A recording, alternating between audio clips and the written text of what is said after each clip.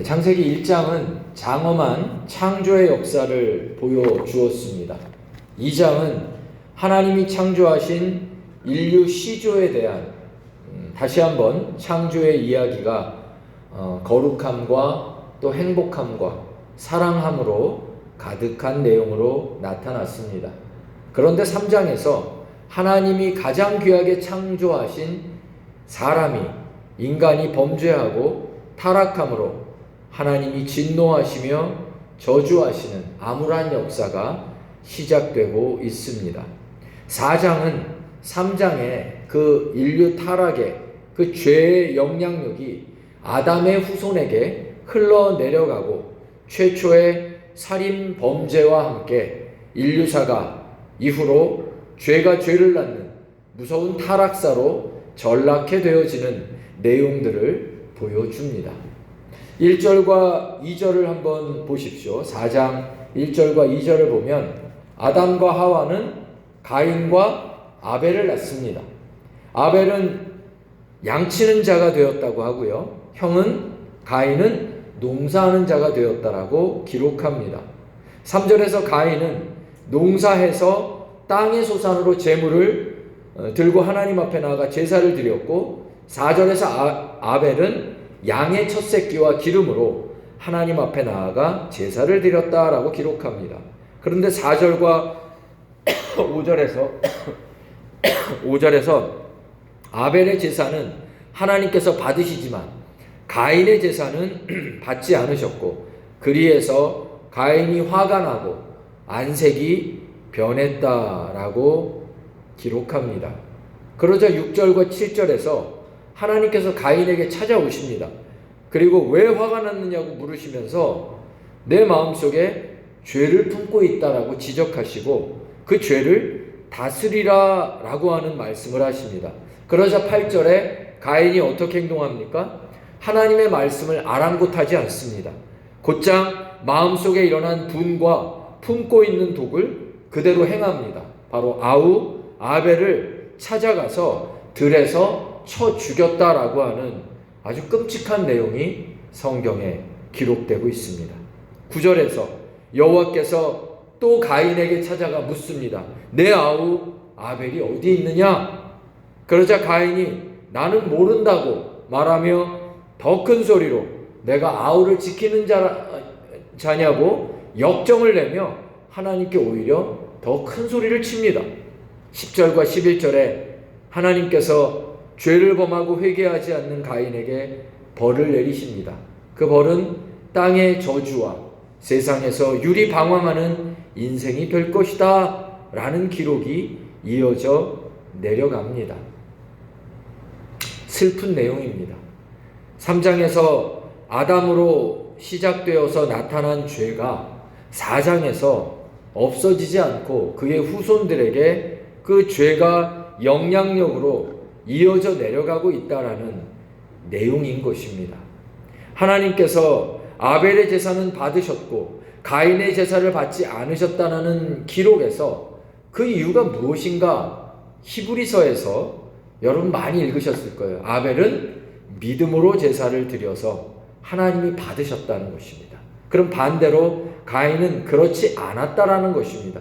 가인은 하나님을 알았지만 하나님께 인격적인 만남과 믿음으로 하나님께 예배하지 않았다는 것입니다.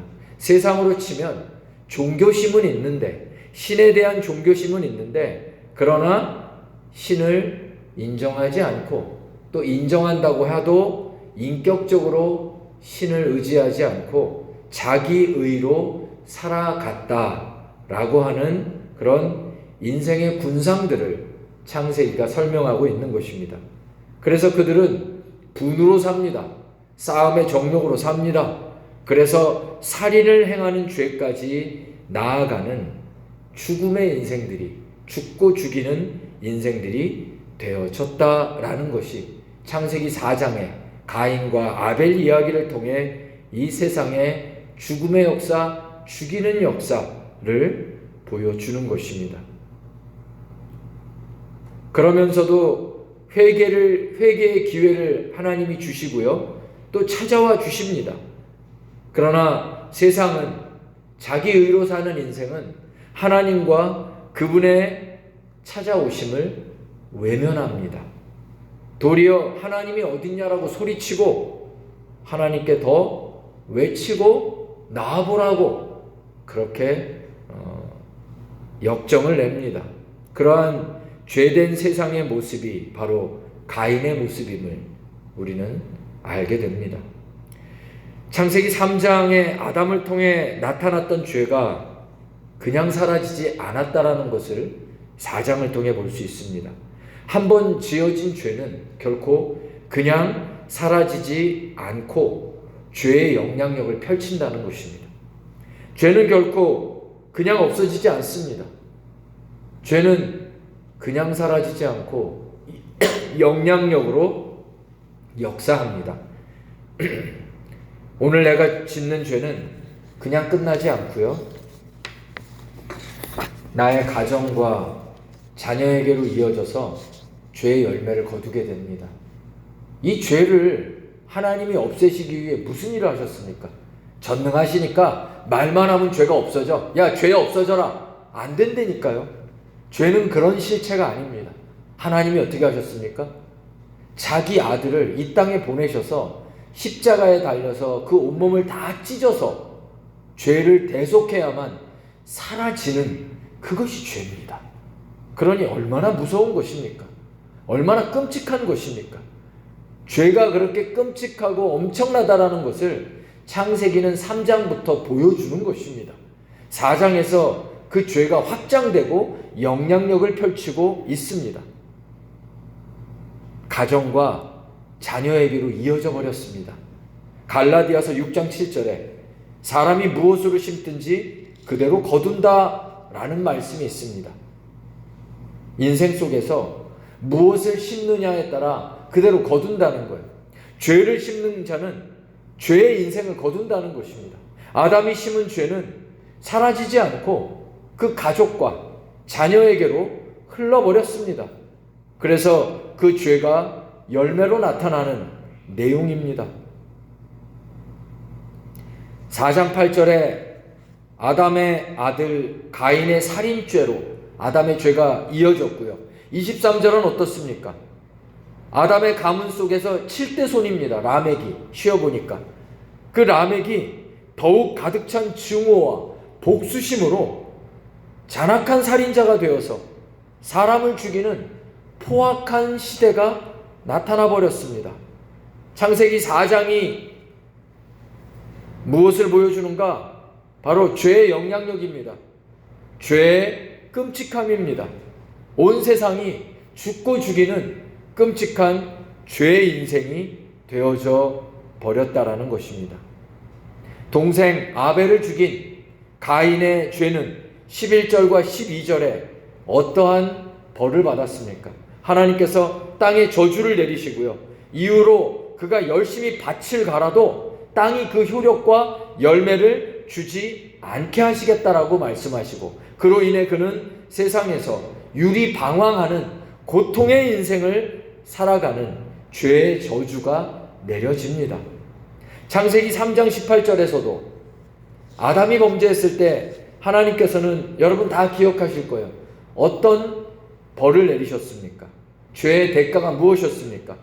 아담이 땅의 저주를 받았어요. 그래서 땅이 가시덤불과 엉겅퀴를 낼 것이다. 그래서 아담아, 너는 더욱 고된 노동과 수고의 땀을 흘려야만 겨우 그 땅의 식물과 채소를 먹을 수 있을 것이다 라고 했는데, 이제 가인에게는 네가 아무리 땅에 수고를 하고 땀을 흘려도 그 채소와 열매를 정상적으로 먹을 수 없을 것이다 라고, 이 죄의 크기와 무게와 벌이, 대가가 더 커지고 있다는 거예요. 밭을 갈아도 효력과 열매를 주지 않겠다는 거예요. 그래서 답이 없어서 유리방황하는 인생이 되게 하겠다라고 하는 더 큰 저주가 3장에 이어서 4장에 확장되고 있습니다. 창세기를 통해 성경이 가르쳐 주는 것입니다. 죄를 범하고 죄가 있는 자리는 하나님의 저주가 내려진다는 것입니다. 어떤 이는 죄가 아무것도 아니라고 생각하며 죄를 가볍게 여기고 함부로 죄를 짓고 살아갑니다. 그렇지 않습니다. 성경이 가르치는 것은 무엇입니까? 죄는 죄를 짓는 행위로만 끝나지 않는다는 거예요. 뭐 죄 졌는데 뭐 별일 없네, 이렇게 생각할 수 있습니다. 그러나 성경은 말합니다. 하나님께서 죄를 범하는 자리에는 그것으로 끝나지 않고 땅의 저주가 임한다는 것입니다. 내가 수고해도, 내가 애를 써도 땅의 열매가 내게 주어지지 않는 저주가 임한다라는 거예요. 하나님이 축복을 받도록 하나님의 형상으로 창조되어진 이 땅의 사람들에게 하나님의 뜻대로 살지 아니하고 거꾸로 죄로 말미암아 땅에 저주가 임하는 인생이 되어졌습니다. 무엇 때문입니까? 죄 때문입니다.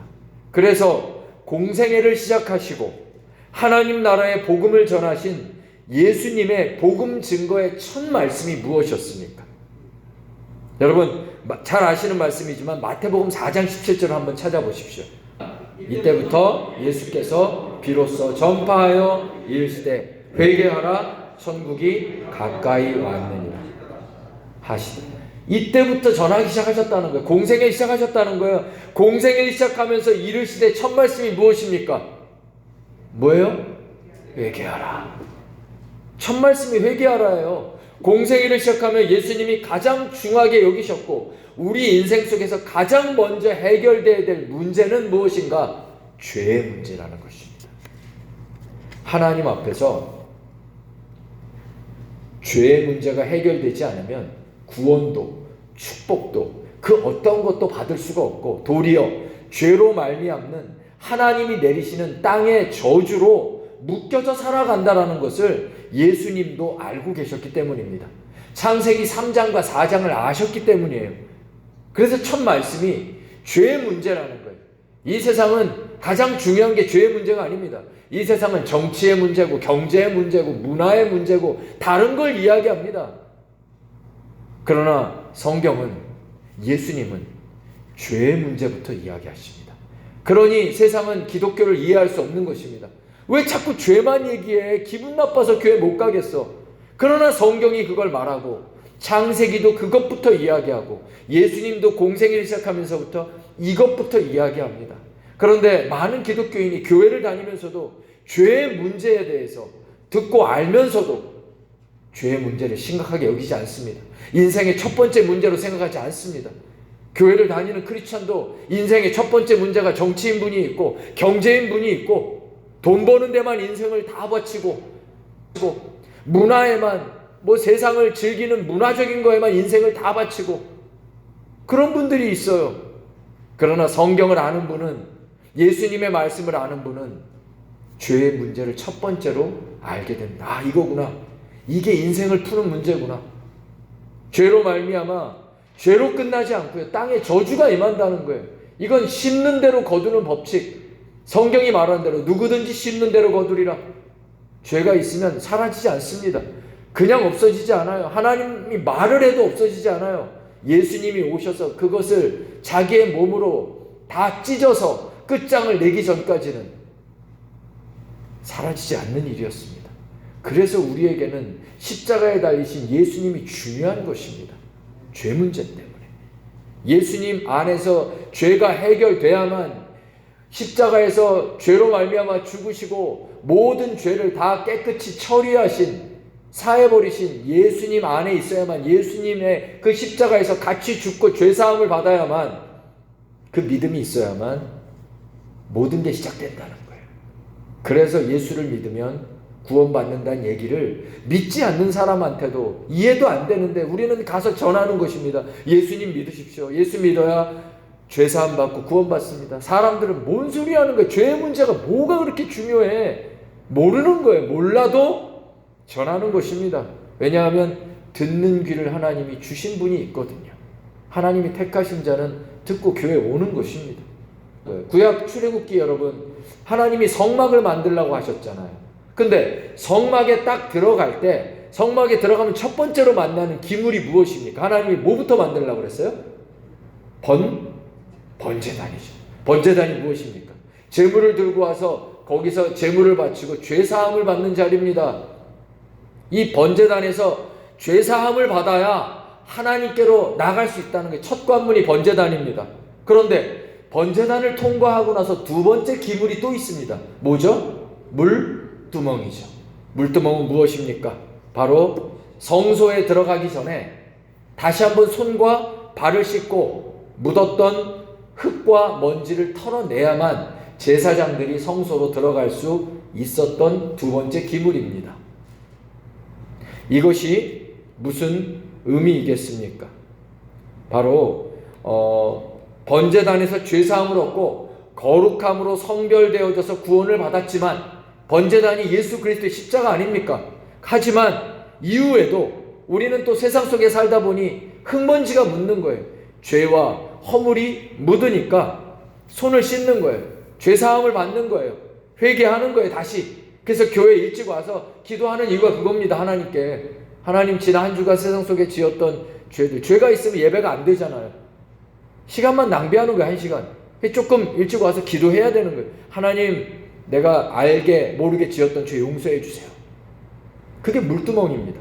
예수님이 그래서 제자들의 발을 씻기실 때 이렇게 얘기했잖아요. 한 번 목욕한 자는, 이미 목욕한 자는 뭐라 하셨어요? 발만 씻으면 된다 얘기했잖아요. 그 얘기입니다.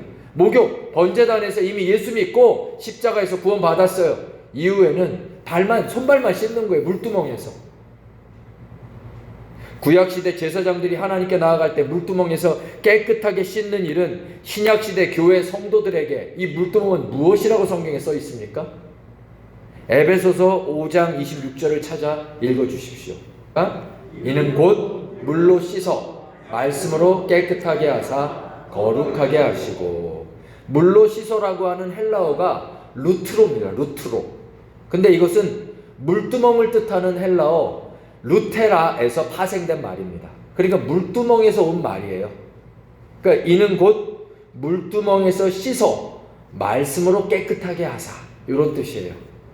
그러니까 우리의 죄를 대속하는 어린 양으로 십자가에 달려 죽으신 예수 그리스도의 구원의 번제단 앞에서 우리는 구원을 얻었잖아요. 그리고 우리는 이 세상에 살면서 매일 하나님의 말씀의 물두멍에서 씻는 것입니다. 부지불식간에 묻게 된 세상의 죄와 허물을 하나님의 말씀을 읽으며 내 죄를 다시 한번 파악하고, 말씀을 안 읽으면요, 내가 세상에서 죄를 졌는지 안 졌는지도 모르고 하루가 넘어갑니다. 근데 말씀을 읽으면 말씀이 영이기 때문에 내 죄가 무슨 때가 묻었는지 느껴져요. 알게 돼요. 그래서 회개합니다. 신약의 물두멍은 바로 말씀의 물두멍입니다. 하나님의 말씀을 읽을 때 우리는 죄와 허물을 씻고 다시 하나님 앞으로 나아갈 수 있는 것입니다. 그러면 죄의 세상에서 하나님이 내리신 땅의 저주가 풀려집니다. 말씀을 읽을 때 죄의 저주가 풀려져요. 그리고 하나님이 주신 하늘의 복으로 살아가는 것입니다. 오늘 말씀 많이 쳤는데 신명기 10장 12절에서 13절 찾아주십시오. 구약의 5번째 책입니다. 신명기 10장 12절에서 13절 같이 읽습니다. 시작. 이스라엘아, 내 하나님 여호와께서 내게 요구하시는 것이 무엇이냐? 곧 내 하나님 여호와를 경외하여 그의 모든 대를 행하고 그를 사랑하며 마음을 다하고 뜻을 다하여 내 하나님 여호와를 섬기고 내가 오늘 내 행복을 위하여 내게 명하는 여호와의 명령과 규례를 지킬 것이 아니냐. 사실은 하나님은 구약에서부터 구원받은 하나님의 백성들은 모두 이 말씀의 물두멍으로 살 것을 명하셨습니다. 하나님이 그의 백성에게 요구하시는 것이 무엇이냐? 그것은 여호와를 경외함으로 그의 모든 말씀을 행하라는 것입니다. 그것이 하나님을 마음과 뜻을 다해 사랑하고 섬기는 행동이라고 알려주시는 거예요.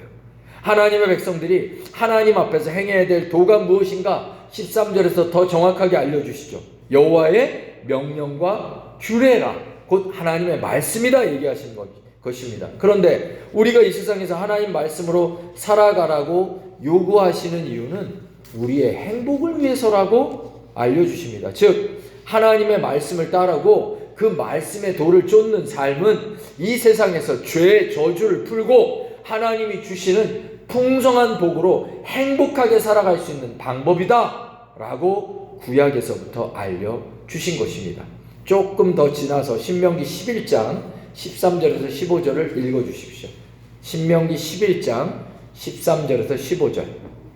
자, 2장 넘기면 되니까 금방 찾으셨죠? 읽습니다. 11장 13절부터 시작. 내가 오늘 너희에게 명하는 내 명령을 너희가 만일 청종하고 너희 하나님이 여호와를 사랑하여 마음을 다하고 뜻을 다하여 섬기면 여호와께서 너희의 땅에 이른비 늦은비를 적당한 때에 내리시리니 너희가 곡식과 포도주와 기름을 얻을 것이요 또 가축을 위하여 들에 풀이 나게 하시리니 내가 먹고 배부를 것이니라. 성도 여러분, 이 세상에서 어떻게 사시겠습니까? 죄가 아닌 매일 말씀의 물두멍에서 손과 발을 씻으시기 바랍니다. 말씀 앞에 서시라는 거예요. 말씀의 물두멍에서 씻고 하나님의 말씀으로 살아가면 어떤 일이 벌어진다고 지금 읽으셨습니까? 죄의 저주가 풀어지고 땅에서 하나님이 우리의 땅에 필요한 때에 따라 이른비와 늦은비를 적당하게 주시고 풍성하고 기름진 삶의 결실을 주시겠다라고 약속해 주십니다. 이 모든 저주가 풀어지고 풍성한 결실의 약속의 원천은 어디에 있습니까? 말씀에 있다는 거예요. 말씀을 따르는 자, 말씀의 물두멍에서 씻는 자. 이미 구약에서 신약의 말씀의 물두멍에서 매일 씻어라 라는 걸 가르쳐 주고 있는 거예요. 매일 여러분의 인생에 하나님의 말씀을 따르는 축복의 역사가 넘쳐나시기를 주의 이름 축원드립니다. 자, 신명기 28장으로 넘어가겠습니다. 조금 더 지나가서 28장 1절과 2절을 찾아서 읽겠습니다. 내가 내 하나님 여호와의 말씀을 삼가 듣고 내가 오늘 내게 명령하는 그의 모든 명령을 지켜 행하면 내 하나님 여호와께서 너를 세계 모든 민족 위에 뛰어나게 하실 것이라. 내가 내 하나님 여호와의 말씀을 청종하면 이 모든 복이 내가 임하며 내게 행하리니. 아멘. 할렐루야. 하나님께서 당신의 복을 어디에 두셨습니까? 말씀 위에 두셨습니다. 사랑하는 성도 여러분, 이 세상을 어떻게 사시겠습니까? 인생을 묶는 죄의 자리에 서시겠습니까? 하나님의 말씀을 듣고 말씀을 따르며 순종하시는 인생이 되시길 바랍니다. 하나님은 말씀 위에 복을 두셨습니다. 죄를 범하면 그냥 사라지지 않습니다. 반드시 심기운 죄는 내 인생에, 내 가족에, 내 가문에, 내 자녀들에게 흘러버리는 것이 창세기 4장입니다. 끔찍한 죄의 역사, 땅에 저주가 임합니다. 그러나 말씀의 물두멍에서 매일 씻는 자들은 하나님이 약속하신 그 복이 말씀 위에 있어서 하나님 예비하신 놀라운 축복을 이룰 줄로 믿습니다. 그래서 하나님께서 온 민족을 구원하시기 위해 이스라엘의 시조로 부르신 아브라함을 만나자마자 먼저 명하신 일이 있습니다. 먼저 행하신 일이 있습니다. 창세기 12장 1절로 가겠습니다. 맨 첫 번째 장 창세기 12장 1절에서 3절을 찾아서 읽어주시기 바랍니다.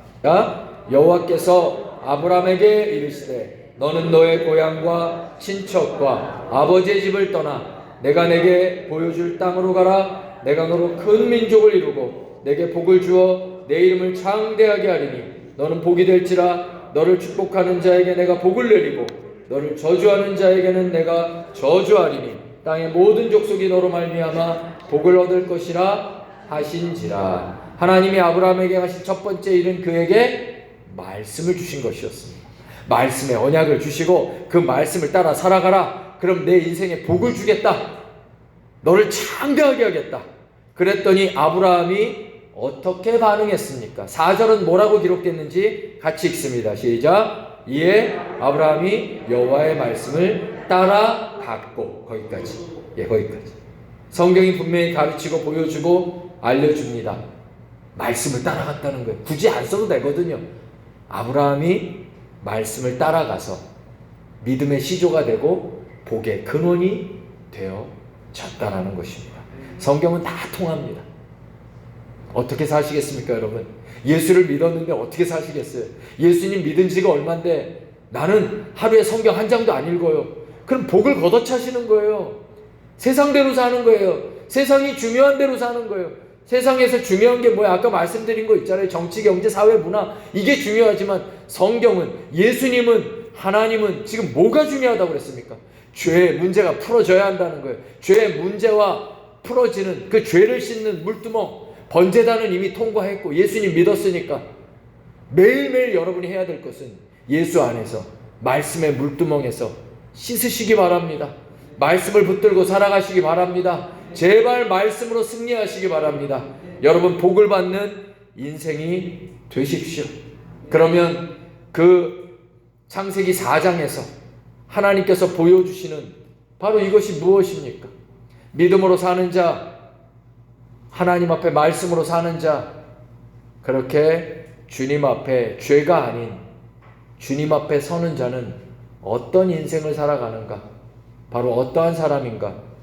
아벨처럼 참되게 하나님을 예배한다는 것입니다. 주일날 예배드리고 수요일날 오셨잖아요.